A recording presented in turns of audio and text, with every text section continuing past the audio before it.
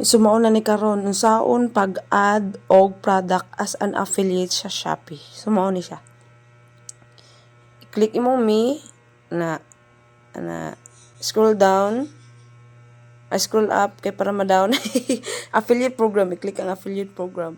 O, ako ang gi-videohan ng usa ka cellphone, no. Gamit ako cellphone sa kumbana. Example ng mga product sa ubos. Basta diha ra gid ka mosulod sa may diha ra gid ka mosulod ana ni affiliate program. Pislit lang kada mas kinasa. I-heart nimo na kay kanang imong gi-heart makita na dito sa imong affiliate. O i-copy link dayon. Kay kung dili makita ang imong gi-heart dito sa imong affiliate, dali ra kayo basta na-copy nimo ang link. Mo na mga Shopee videos. Muro na po siya TikTok, no? I-click lang na nimo ang iyang mga kuan, no? Manggawas buy with voucher. Ana. So karon mag-add ta, maghimo tag video. Maghimo tag video, nakalimot ko wa maday ko gamiton nga video. Ang amo nang paninda nga sapatos, no? Okay from Korean USA, mag-live po ta diri sa Shopee.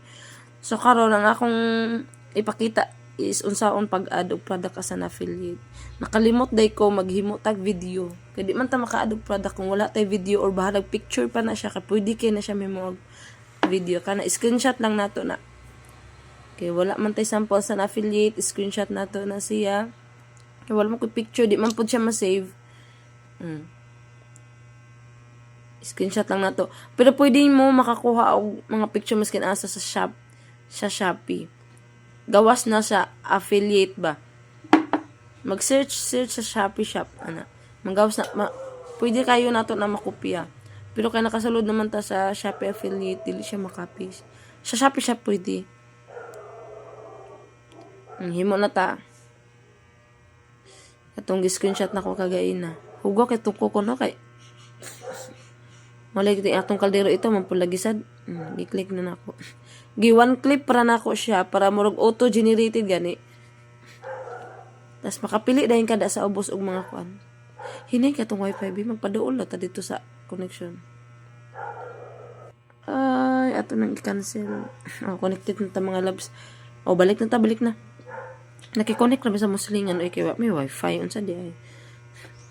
Pag-download lang na nato kung wala pa na download.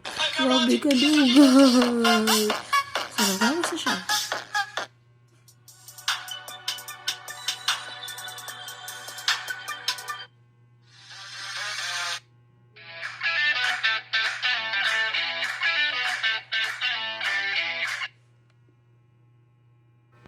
I-click dayon nato ng next. Ayan.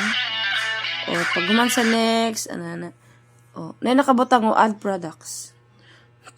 So sa shop nako dali na kay sapatos nako. O sa affiliate wala, 'di ba? Tungod sa kadaghan akong gi-add nga mga all. Sa my likes wala po siya ni gawas.